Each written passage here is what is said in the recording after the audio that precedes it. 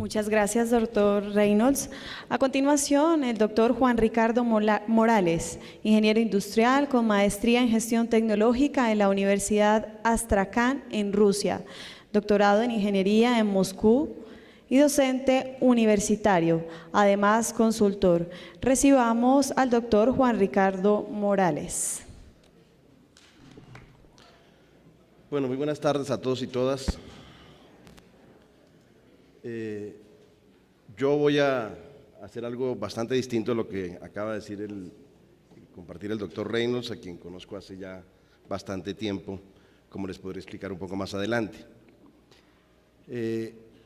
Bien podría empezar esta breve disertación trayendo a colación una serie de consideraciones sobre lo que es pensar y sobre la forma de relacionarnos con una de las actividades que nos define como seres singulares y particulares. Pero preferí iniciar preguntándome por la razón que me tiene aquí ante ustedes, de dónde parte la generosa invitación que recibiera por parte del doctor Velilla y de Alberto Merlano, amigos y amigas presentes, mis apreciaciones sobre el tema de los organizadores decidieron llamar nuevos modelos de pensamiento. Hace ya 14 años, en el apartamento de la que aún sigue siendo la directora de Educación Ejecutiva en la Universidad de los Andes, la doctora Marta Cecilia Bernal, Jesús Muñoz, ella y yo nos pusimos a pensar cómo podría yo participar en el programa de alta dirección en gestión y liderazgo estratégico que yo acababa de terminar en su segunda promoción. Y en ese momento la doctora Marta Cecilia me preguntó cuál podría ser en determinado momento el aporte que yo le podía brindar a ese espacio. Ante la pregunta de ella,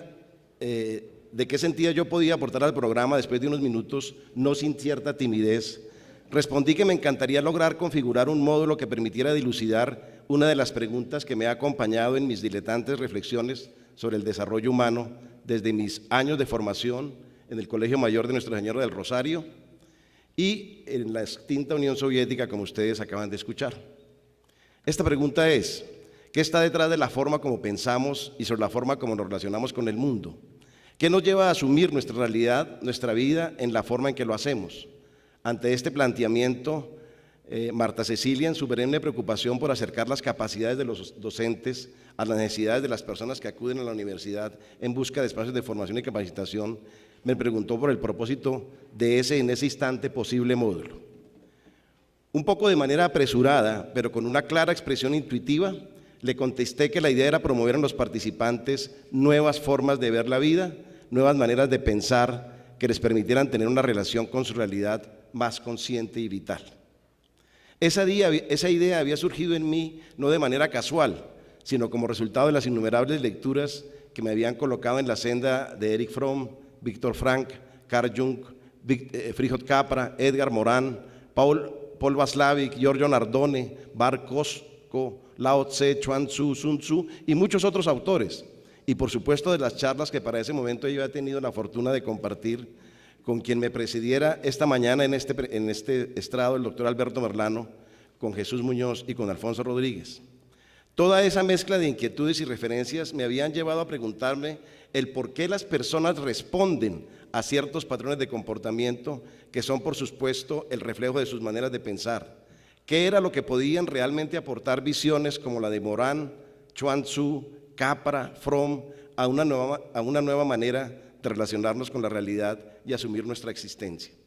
Es así como nace el módulo de nuevos modelos de pensamiento en el año 2002 y hasta el presente se imparte en el programa de alta dirección en gestión y liderazgo estratégico,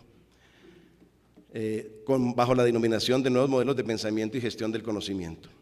Conceptualmente, una de las razones por las cuales resulté interesado en esta temática tiene que ver con la insatisfacción que me generaba la aproximación esencialmente aristotélica que había acompañado mi formación escolar y que de manera intuitiva sentía que estaba en la base de muchos de los conflictos que de manera permanente se presentaban entre las personas y entre los grupos que hacían parte de la más diversa gama de organizaciones.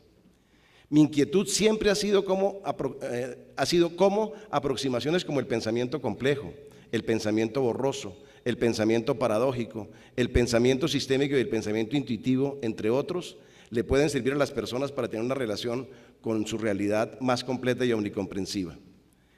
Ha sido mostrar cómo aproximaciones que complementen la visión aristotélica y cartesiana de la realidad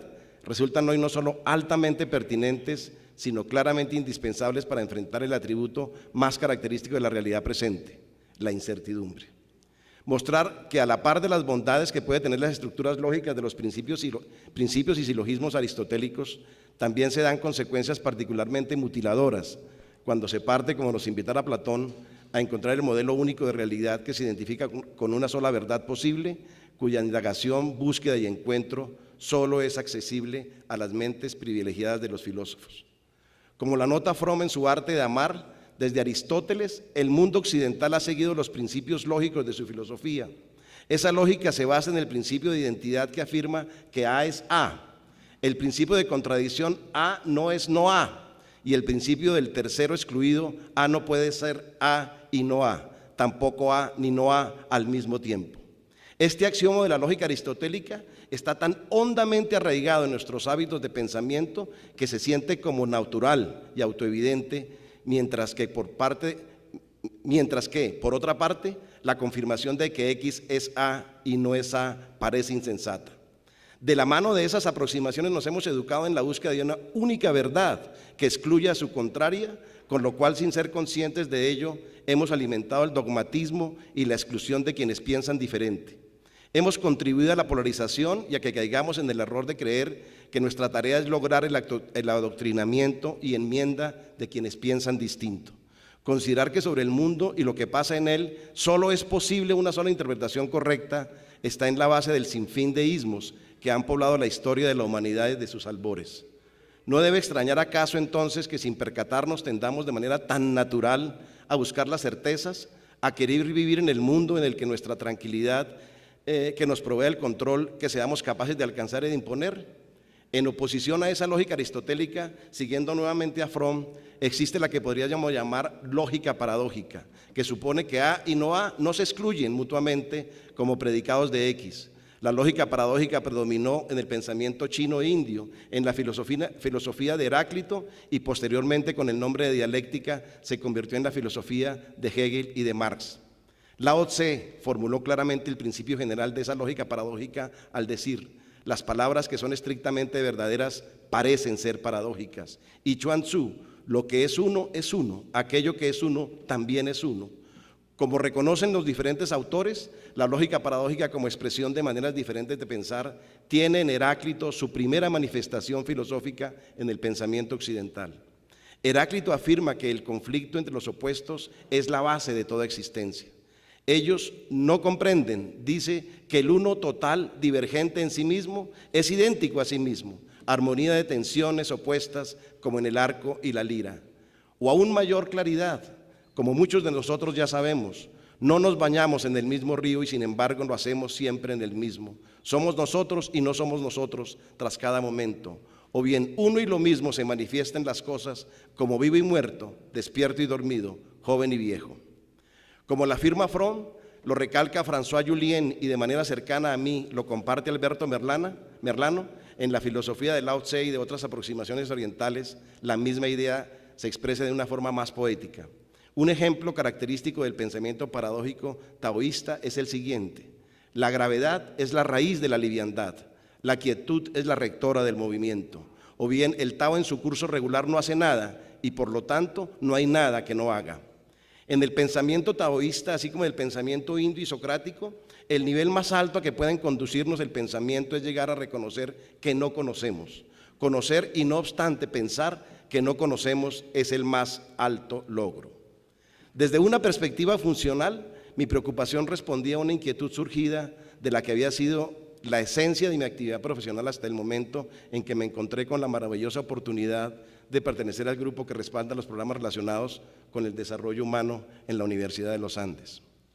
Concluidos mis estudios de doctorado en Moscú, había regresado a Colombia y empezado a trabajar en Colciencias, para ese entonces el Fondo Colombiano de Fomento de la Ciencia y la Tecnología, adscrito al Ministerio de Educación, institución en la que tuve la oportunidad de conocer al doctor Reynolds en diferentes oportunidades, dado que él en alguna época de su vida estuvo dedicado a la investigación de las ballenas y yo dirigía el programa de Ciencia y Tecnología del Mar en Colciencias. En los diferentes cargos que ocupé, desde profesional de contrato hasta secretario general y director, encargado en varias oportunidades, había sido testigo de la compleja tarea de construir capacidades de investigación científica y desarrollo tecnológico en un país como Colombia. Esa experiencia me había mostrado a las claras que no bastaba con tener personas altamente capacitadas ni laboratorios muy bien dotados y modernos, sino que buena parte de las limitaciones en el desarrollo de esas capacidades se encontraban en la forma como las personas asumían su realidad, cómo los administradores se enfrentaban a la dirección de las organizaciones y cómo los investigadores visualizaban su papel en el contexto de una sociedad con manifestaciones evidentemente premodernas y en ocasiones retardatarias. Fue en el momento en el que, de la mano de esa preocupación, resulté paulatinamente involucrado en la tarea de buscar maneras de incidir sobre los procesos de transformación cultural en las organizaciones, de abrir espacios de entendimiento que me permitieran realizar aportes en procura de mejorar las posibilidades para que esas organizaciones respondieran de manera orgánica a las necesidades que les planteaban sus usuarios o clientes y, en términos generales, pero no por ello menos precisos, la sociedad. Como resultado de los procesos de consultoría que empecé a desarrollar, una vez me retiré del servicio público, empecé a encontrarme con hechos tan lapidarios como que los resultados de una empresa u organización no dependen solamente de los conocimientos que poseen quienes laboran en ellas, del talento que poseen esas personas, sino que se requiere la existencia de condiciones, en muchas ocasiones estructurales, sin cuya presencia la posibilidad de aprovechar esos talentos disponibles se anula o al menos se reduce de manera significativa. Que no basta con ser un buen ingeniero, un dedicado químico o un perseverante biólogo o médico, un abogado o un agudo sociólogo para lograr que, como dice un lema de una empresa de amplio reconocimiento en el país, las cosas pasen. Que lograr el desarrollo solo es posible si nos permitimos una reflexión permanente de quienes somos realmente, para qué estamos en este mundo y cuál es, en la práctica, el valor agregado que podemos entregarle a la sociedad para lograr hacer la diferencia entre la situación que encontramos al llegar a un cargo de oposición y la situación que dejamos cuando partimos de ese lugar. En otras palabras, ¿cuál es el sentido de lo que hacemos y qué es lo que puede favorecer o dificultar la construcción de ese sentido? Uniendo los puntos, como nos invitara Steve Jobs en su ya archifamosa presentación en la ceremonia de graduación de la Universidad de Stanford en el año 2005, llegué a concluir que una de las tareas más impostergables que debía enfrentar como parte del equipo de desarrollo humano de la Facultad de Administración de la Universidad de los Andes, pero igualmente como consultor y persona interesada en el desarrollo organizacional, era trabajar de manera denodada por la construcción de una nueva visión de liderazgo que superara las aproximaciones mesiánicas y caudillistas tan arraigadas y vigentes en el imaginario nacional. Uní entonces este nuevo deseo con el interés por promover una visión del mundo más abierta, más incluyente, más integral, que no depositara todas sus expectativas y anhelos de manera exclusiva en el poder del conocimiento, sino que le abriera la posibilidad a otras dimensiones de nuestra relación con el mundo, la intuición y lo emocional, como elementos fundamentales de nuestra expresión como seres humanos en plenitud. Desde ese momento mi afán ha estado en mostrar que los cambios en las organizaciones y en las personas no se suscitan sobre la base de reflexiones puramente cognitivas, sino que se hace indispensable comprender que en las dinámicas decisionales que acompañan los procesos de desarrollo personal y organizacional están los complejos vínculos que existen entre el crecimiento interior y la capacidad de ejercer el liderazgo. Desde esta perspectiva, el liderazgo puede empezar a ser interpretado no como una forma de actuar, sino clara y esencialmente como una forma de ser, como una forma de expresión de nuestra esencialidad, cuyo propósito es posibilitar que otras personas, desde sus particulares aproximaciones, logren encontrar sus talentos y ponerlos al servicio de su desarrollo como profesionales y del desarrollo de las organizaciones a las que le prestan sus servicios, o bien sea a los emprendimientos que ellos mismos impulsan. Confrontados por la necesidad de ver la efectividad organizacional no como el resultado lógico del control, sino como el resultado de la confluencia de tres vectores principales: promoción deliberada de la diversidad de pensamiento, búsqueda incesante de la innovación y ejercicio de un compromiso consciente en la construcción de redes que, actuando de manera neuronal, logran los éxitos empresariales. Ver el liderazgo como el ejercicio de una relación vital que incluso puede ser asumido como la expresión de una clara estrategia de sobrevivencia cultural que no implica determinísticamente la existencia de seguidores y caudillos, pone sobre el tapete la necesidad de reconceptualizar los procesos de formación de líderes a partir de que no se trata, como ha sido asumido generalmente hasta el momento, de una habilidad administrativa o gerencial, sino un espacio del desarrollo del ser, visto de manera sistémica incorporando en esta visión el contexto en que estas personas actúan. Al impulsar iniciativa tras iniciativa, algunas formativas, otras de consultoría, pude comprender de manera más amplia y profunda que la presunción alimentada desde tiempos inmemoriales de tener en el conocimiento la base para las transformaciones institucionales resultaba al menos imprecisa o insuficiente. Claro que el conocimiento resulta siendo una premisa útil al momento de buscar la innovación, cuando buscamos nuevos caminos, nuevas rutas de emprendimiento y generación de valor, pero resulta evidente que ese conocimiento puede resultar siendo insuficiente o incluso un perturbador obstáculo en la tarea de abrir nuevas fronteras de reflexión y acción. De la mano de estos intereses surgió la inquietud sobre qué está en la base de los comportamientos humanos que reflejan una mayor o menor proclividad hacia una u otra forma de pensamiento. ¿Cuál es la raíz de que de manera tan generalizada las personas tiendan a preferir la certeza frente a lo incierto y el control frente a la entropía? De la mano de estas reflexiones, empecé a comprender que la manera como nos relacionamos con la realidad parte de la forma como la percibimos, pero una somera validación de experiencias personales y ajenas y de una revisión de la literatura existente sobre el tema, que resultaría agotador enumerar aquí, me mostró claramente que, siguiendo lo dicho por diversos autores, no vemos el mundo como es, sino que lo vemos como nosotros mismos somos. No se trata entonces de ver para creer, como nos han dicho enfoques incluidos bíblicos, en ocasiones no desprovistos de énfasis religiosos, sino de creer para ver. Resultamos entonces acomodando nuestras visiones de mundo a todo un conjunto de intereses que con frecuencia de manera inconsciente preferimos no revelar, pero que necesariamente reflejan la manera como se ha ido construyendo nuestra capacidad perceptual a partir de las experiencias que hemos ido recogiendo, incluso cuando aún nos encontramos en el vientre materno. Si quisiéramos agrupar los factores que resultan incidiendo de manera particular en nuestras capacidades de apreciación de la realidad, tendríamos que aceptar con Ignacio Morgado que estos factores serían agrupables en 4 grupos. El primero de ellos relacionado con la estructura física de nuestros sentidos perceptuales. Al fin y al cabo no podemos oler todo lo olible, no podemos ver todo lo visible, oír todo lo audible, y así sucesivamente con los restantes sentidos. Es claro que esas capacidades se mueven en rangos definidos por el proceso evolutivo, si bien tienen una manifestación particular en cada persona y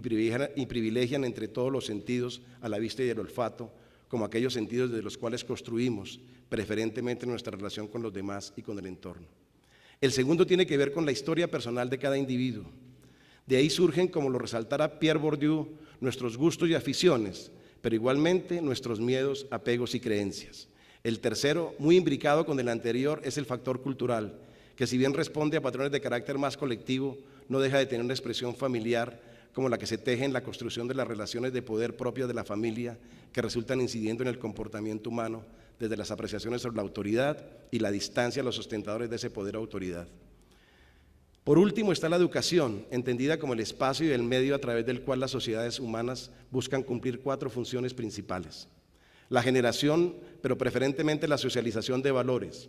Aunque parezca extraño, la educación no tiene valores intrínsecos inamovibles. Así como podemos educar para la solidaridad y la inclusión, lo podemos hacer también para la xenofobia y la exclusión, para la paz o para la guerra. La réplica de los roles que requiere la sociedad para la construcción de su bienestar, médicos, maestros, zootecnistas, músicos, sacerdotes, arquitectos.